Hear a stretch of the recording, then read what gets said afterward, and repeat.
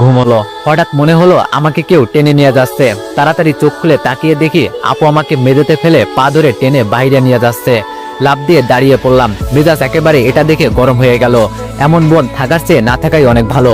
রাগের দৃষ্টিতে আপুর দিকে তাকিয়ে বললাম, এই ডাইনি, তুই সকাল সকাল আমার সাথে কি শুরু করলি? আমাকে কি একটু শান্তিতে ঘুমাতেও দিবি না? আপু আমার কাছে এসে বলল, কয়টা বাজে, খেয়াল আছে তোর? আমি বললাম, কয়টা আবার? হয়তো 6টা কি 7টা। আপু আমাকে ঘড়ি দেখিয়ে বলল, 10টা বাজে। আমি একটু আশ্চর্য হয়ে বললাম, 10টা বেজে গেল আর আমি টেরও পেলাম না?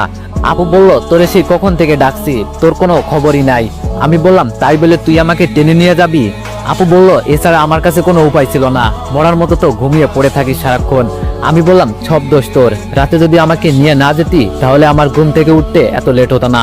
আপু বলল, দেখ তোর বক বক বন্ধ কর, এখন গিয়ে রেডি হ। আমি একটু খুশি হয়ে বললাম, তোর জামাই দেখতে যাব বুঝি? আপু লাঠিটা দেখিয়ে বলল, এটা কি তো চিনিস ভালো করেই। আমি বললাম, তো কই যাবি? আপু বলল, হাসপাতালে যেতে হবে, রিয়াকে দেখে আসি। আমি তুতলিয়ে বললাম, কি আপু? আপু বলল, বলছি হাসপাতালে যেতে হবে, রিয়াকে দেখে আসি। কেমন